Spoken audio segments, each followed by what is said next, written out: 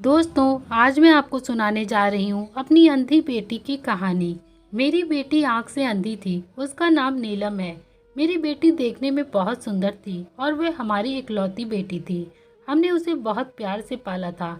मेरा पति कभी भी उसकी शादी नहीं करना चाहता था क्योंकि वह आँख से अंधी थी।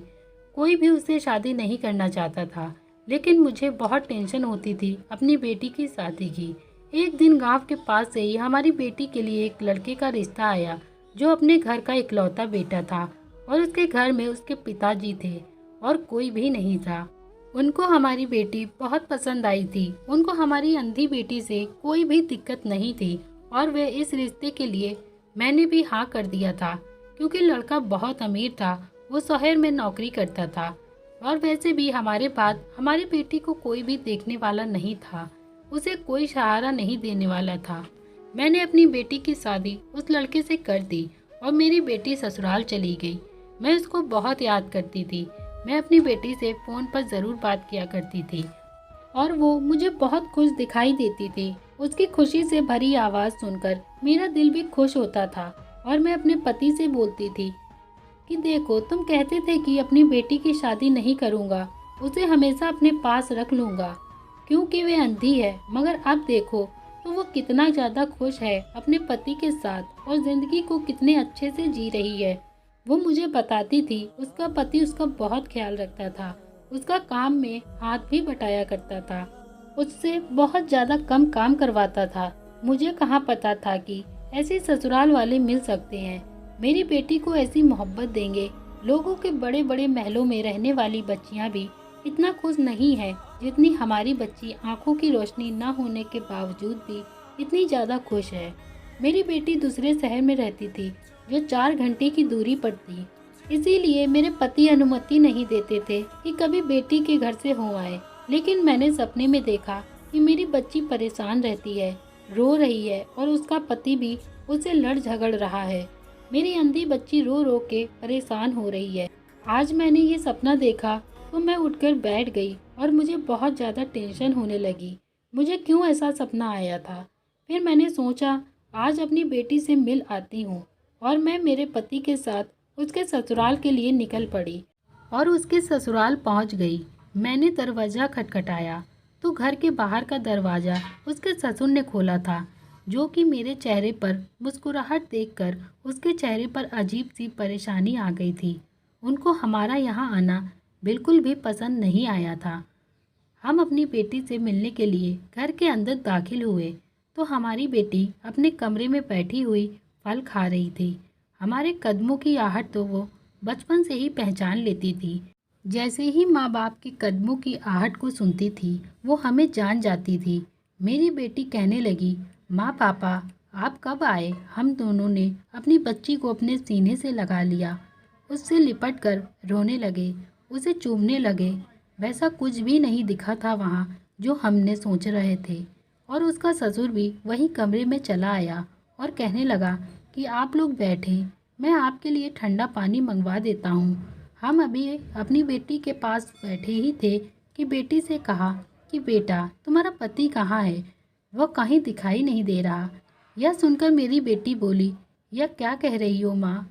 मेरे पति तो सामने खड़े हैं। बेटी के हाथों के सामने तो उसका ससुर खड़ा हुआ था। यह कहकर वो बोली, माँ मुझे प्यास लगी है। बेटी को देखकर मैंने उठाकर पानी का गिलास भरकर बेटी को अपने हाथों से पिलाने लगी।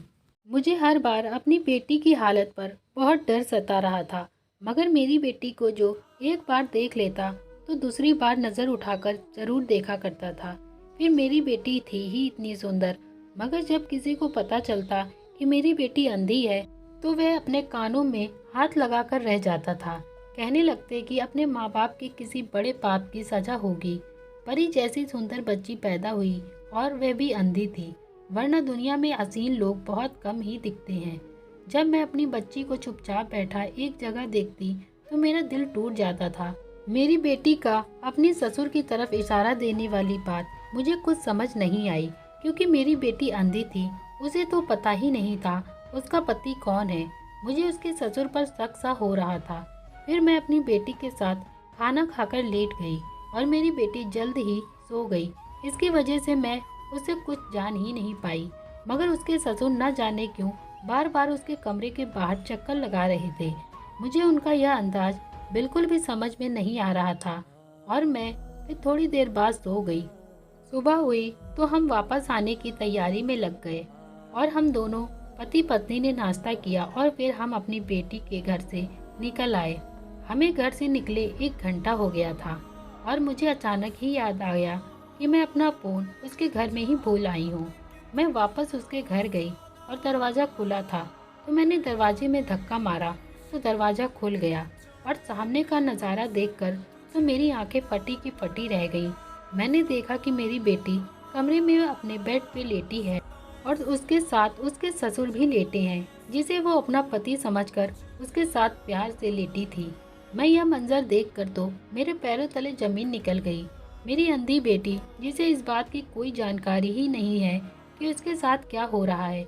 मैंने उसके ससुर को उसके कमरे से खींचकर बाहर निकाला और उसको मैंने 2 थप्पड़ मारे और उसको बहुत बुरा भला कहा कि शर्म नहीं आती अपनी अंधी बहू का फायदा उठाते हुए।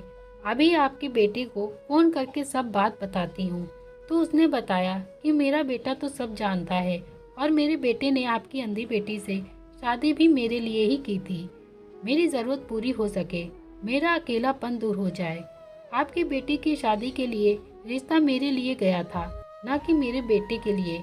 आपने खुद ही जल्दबाजी में फैसला ले लिया कि नहीं जानने की कोशिश करी कि आपकी बेटी की शादी किससे हुई और उस दिन मुझे मेरी गलती का बहुत ही ज़्यादा एहसास हो रहा था और मेरी बेटी जो बेचारी इन सब से बिल्कुल अनजान थी, मैंने उसके ससुर और उसके बेटे दोनों ही के खिलाफ पुलिस कंप्लेन करी और वे दोनों ही अरेस्ट कर लिए गए।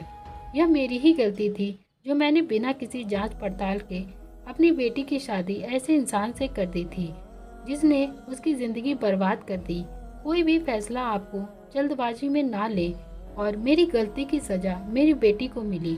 आपको भी कभी कोई फैसला बिना जाने समझे नहीं लेना है, नहीं तो मेरी गलती की वजह से जो मेरी बेटी की सज़ा मिली वो आपको कभी ना मिले। दोस्तों, आपसे यही उम्मीद है कि कोई भी फैसला बिना जाने समझे कोई भी फैसला जल्दबाजी में ना ले। उम्मीद है आपको मेरी कहानी पसंद आई होगी। प्लीज़ चैनल को लाइक शेयर सब्सक्राइब जरूर करें अगर आपको मेरी कहानी पसंद आए। Thank you.